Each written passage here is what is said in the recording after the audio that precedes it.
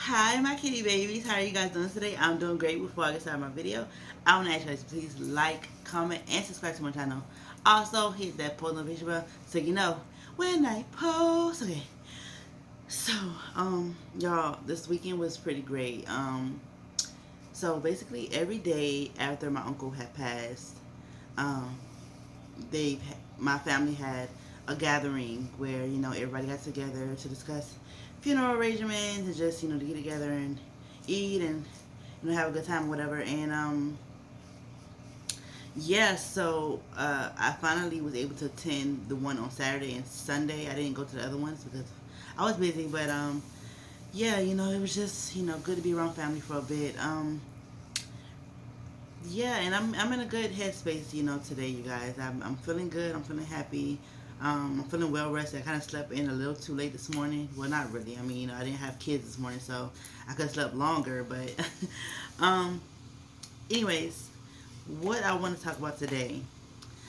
So a friend and I were talking about how when you're on a spiritual walk, how it can get lonely. And I'm sure I probably made videos about this already on my page, but I want to kind of elaborate more about it. Um,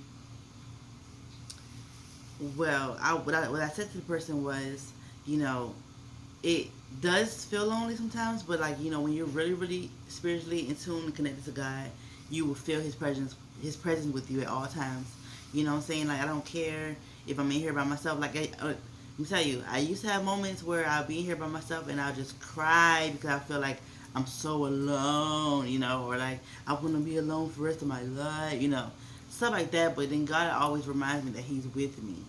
And so now, like when I'm by myself, I feel more at peace, knowing that God is with me. And on your spiritual journey, you may think, some people will be like, the universe or the ancestors. Well, I believe in Jesus Christ, and I believe that my angels are with me. Yes, I believe that my ancestors are with me as well. All of my uncle just passed. I know that he's with me. Um, Cole's dad, my grandma, my aunts, I know that they're with me, but the spirit that I rely on heavily during my walk is Jesus Christ. And um, so yeah, I was telling the person that not necessarily, it can feel lonely, but if you just put your focus on Jesus, you will feel Him around you, no matter where you are at in your life. And yeah, but the reason why I can feel lonely is because you do. The person was saying that you outgrow certain things, you outgrow people, and I made a video about this before as well. And I agree with that. You do outgrow certain things. You won't be able to relate to people anymore.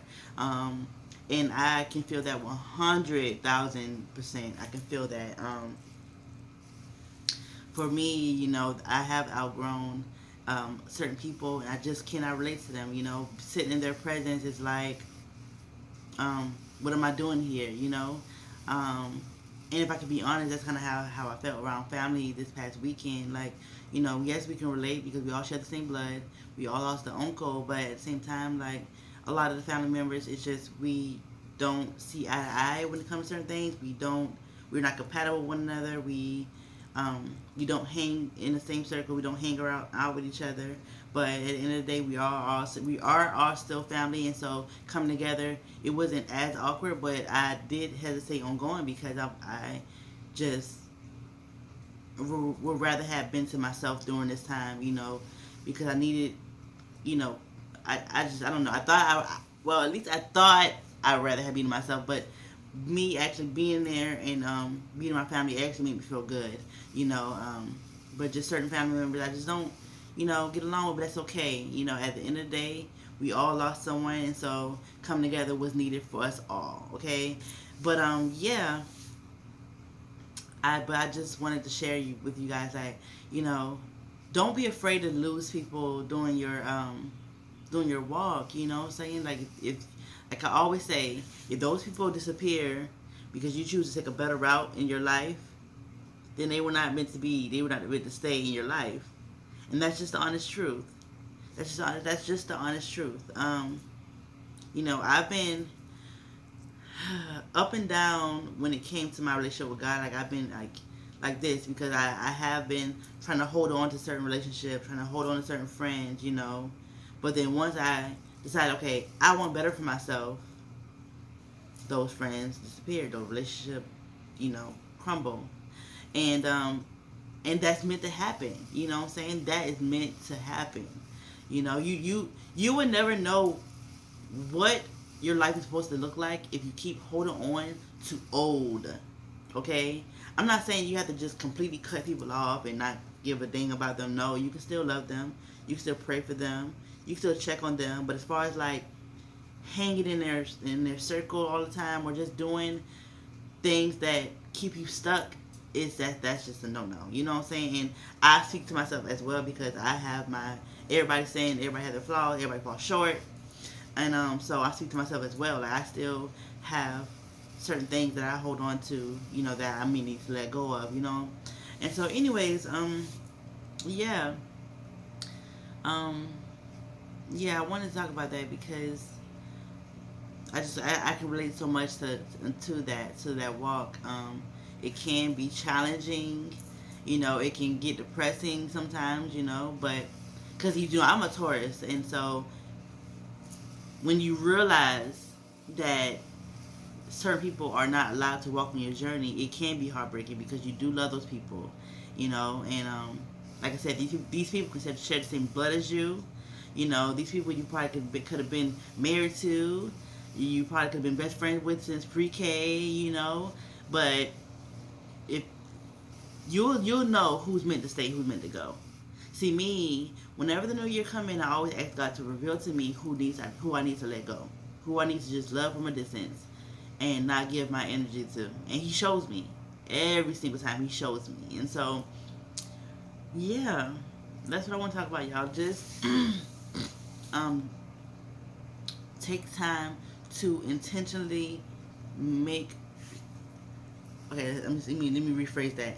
Make intentional time for God. Okay, make intentional time for God. Okay, I had to give my weekends up with my job because I want to be able to have time to myself, and that time to myself is always that I'm with God. I'm always praying and meditating when I'm alone. I'm always writing down my prayers in my books and stuff like that. I be needing that. My mind be so preoccupied with the kids that I just forget to. I don't really forget because I still make time for God no matter what. Like I still go on my prayer walks and stuff every morning before the kids get here, or like you know during the day while I'm outside with them, I'll be out there praying and stuff like that. But I wanted to make intentional alone time with God where it's just me and Him, you know, and that's important. That's how you know. Again, I'm not perfect, y'all. Nope, I'm not perfect at all. I sin. I know I sin, and God knows I sin. But I still try my best to be a good person and to love God, and I try my best to love people. Um, but a lot of people they don't know how to reciprocate my genuine love because they don't genuinely love me. Um, I've realized that a lot of people they won't receive me well because they don't have those pure intentions towards me. And so, you know, just pay attention to your circle and just keep praying and God will show you. That's all I gotta say. Anyways, I love y'all. Peace.